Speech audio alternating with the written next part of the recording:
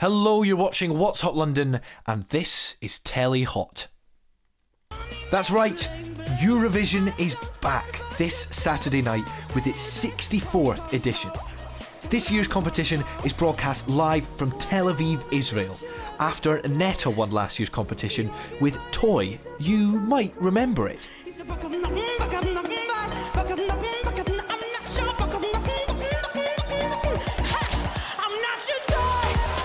Now, Eurovision has always entertained weirdness and controversy in equal measure, and 2019 is no different. So without further ado, here's 5 things to look forward to in this year's Eurovision Song Contest.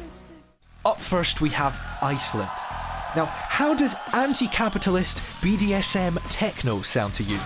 It's probably the most Eurovision thing you've ever heard, right? Well, this Icelandic trio, Hatari, which means haters in English, are going to take to the stage to perform their song Hate Will Prevail.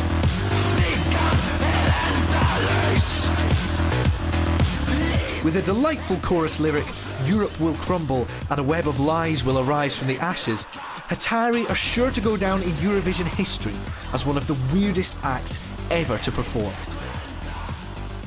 Up next we have France. Their entrant this year is YouTuber Bilal Hassani. He's got a pretty good song all about self-acceptance.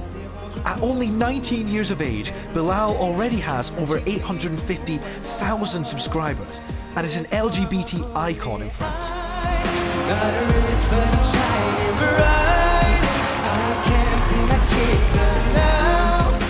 He's actually appeared on The Voice Kids in 2015, singing none other than Eurovision classic Rise Like a Phoenix by Conchita Wurst. He'll be hoping to recreate some of her success on Saturday.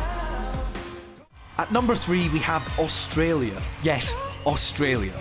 After being specially invited for the 60th anniversary of Eurovision for what was meant to be a one-time thing, the Aussies have stuck around and have a big song for this year's competition. With what seems to be a mix between Wicked, Frozen and Ellie Goulding, the song tackles postnatal depression.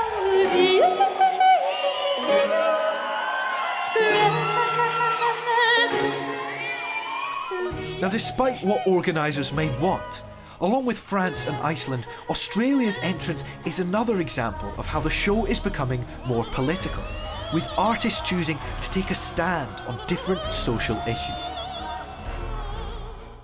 Up next we have protests. Now, the location of this year's event is what's making it more heavily politicised than ever before, with concerted efforts to boycott, protest and disrupt the event from activists who are fighting the Israeli government's mistreatment of Palestinians.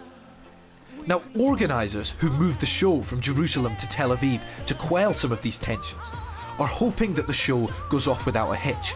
But after the UK's entrant Sue Ree had her mic stolen by a protester last year, many are expecting something similarly dramatic to happen on Saturday night. Finally, at number 5, we have absentees. There's going to be a few this year. Firstly, Ukraine, whose act pulled out after she said that she was being overly politicised. She was asked to cancel all her upcoming concerts in Russia and was asked live on TV whether she thought that Crimea was part of Ukraine. Very uncomfortable question to you. Crimea is Ukraine? Ukraine, of course. Okay. Then there's DJ Darude. Yes, that Darude.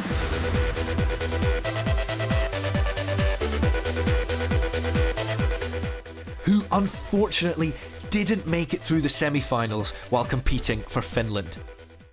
And finally we have Madonna, who is meant to be performing at this year's Eurovision finals. However, organisers revealed recently that she's yet to sign a contract without which she can't perform. No one seems to know whether she's going to be on stage or not, so I guess we'll all have to tune in to find out.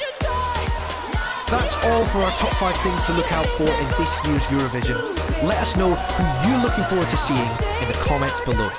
For more Telly Hot, make sure you subscribe to What's Hot London and hit that bell icon for notifications. Until next time, I'll see you later.